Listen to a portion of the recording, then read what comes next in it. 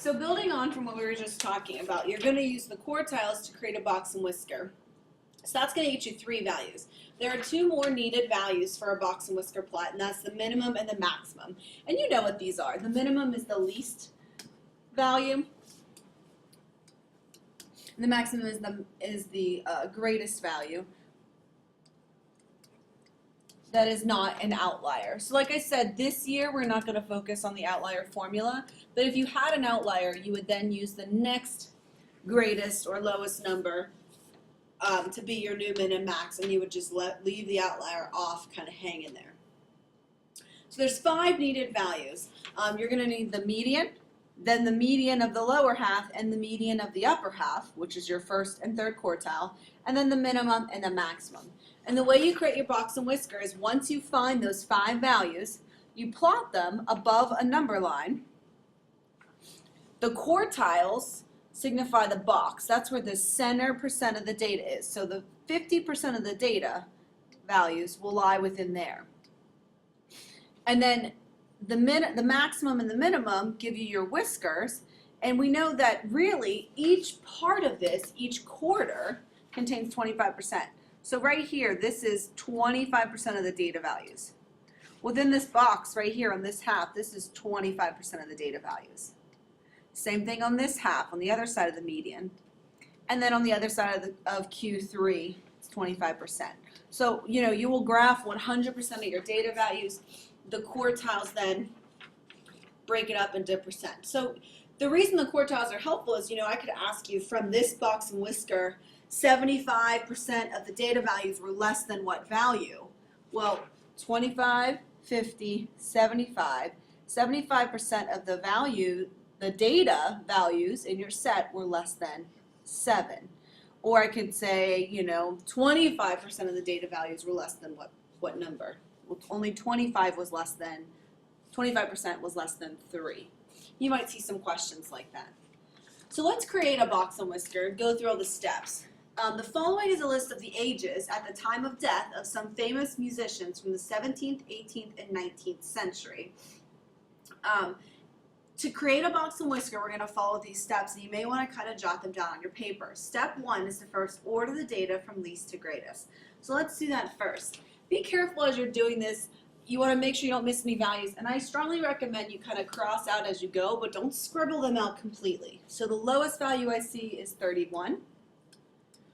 The next one that I see would be 46. I'm going to have 53, then 57. Take your time on this because if you skip a number, that's going to throw all your values off. 63, 64, and 65. Now I'm into the 70s. I see 70, 74, and 75.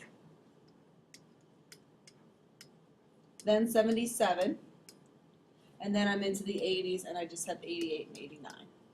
After you order them, I always like to recount them and make sure that you have the right amount. So 1, 2, 3, 4, 5, 6, 7, 8, 9, 10, 11, 12, 13 values. 1, 2, 3, 4, 5, 6, 7, 8, 9, 10, 11, 12, 13 values. Once you have them in order, you're going to find the 5 needed values. This is the point where you would calculate an outlier. We're not going to do that. We're just going to look. If you look at these data values, though, they're pretty close. You know, if somebody died at the age of 10, that may be considered an outlier, or if somebody lived to be 120, that may be considered an outlier. But these are all pretty close. The first value you're going to find is your median. So remember, we find the median by counting in from each side. I would cross out a couple at a time, and I'm going to mark them. So I have 3 there, cross out 3 here. Okay, 1 here, 1 here. Those cancel each other, these cancel each other, these cancel each other. There's only 1 value in the middle, so that is your median. So I'm going to find Q1. Q2 is your median, so you can call it either one. And then Q3. So I found that my Q2 is 65. Since you have 1 value in the middle, you're not going to use that number now as you look at each half. to find Q1 and Q3. So Q1 is going to be the middle of just this half before the 65. If there were two numbers in the middle, then you would split them up, and the lower one would be part of finding your Q1 and the higher one would be part of finding your Q3, okay? But if there's only one number, it just hangs there. It doesn't get to be part of this process. So now we're going to find the middle of this one. So we have two numbers here. My Q1 is going to be right in the middle there. My Q1 in this case is going to be 53 plus 57 divided by 2, which is 55. And then my Q3 on the other half, well, it falls right in between 75 and 77, 76. That's going to be your Q1, or sorry, your Q3. And now the only two other numbers that you need are the minimum and the maximum. So we're going to have a minimum and a maximum. We don't really have an outlier here. We said these are all pretty close. So my minimum is just the lowest number, which would be 31. And my maximum is the highest number, which would be 89. Now we're ready to draw a box and whisker. You're always going to plot your box and whisker above a number line. You need a number line as part of the box and whisker. So draw one now. We have to show the numbers from 30 up to 90 because we have to cover the min and max. So I'm maybe going to count by tens on these lines. So 30, 40, 50, 60, 70, 80, 90, 100. And I'm going to have a little bit more room on the left side of my graph, but that's okay. All right. So plot these points of hanging above the line and kind of plot them in a line. So Q1 is 55, just hang it up above there. Q2 is 65. Q3 is 76.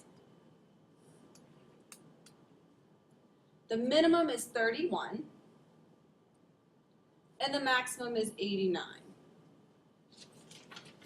Once you have your 5 points plotted, your box is going to be the center 3, where your Q1, Q3 connect. So let's draw a box there. Again, this doesn't have to go all the way down to the number line. The Q2, you're going to draw a vertical line down. That's your median. Then from there, you draw your whiskers connecting the minimum to the box and the maximum to the box. I always like to do a bank of the 5 values, so I would circle this as well, and I would always just write those next to your box and whisker. You can also write those numbers right on the box and whisker, but I kind of like it as a key off to the side. Now you're ready to do this on your own.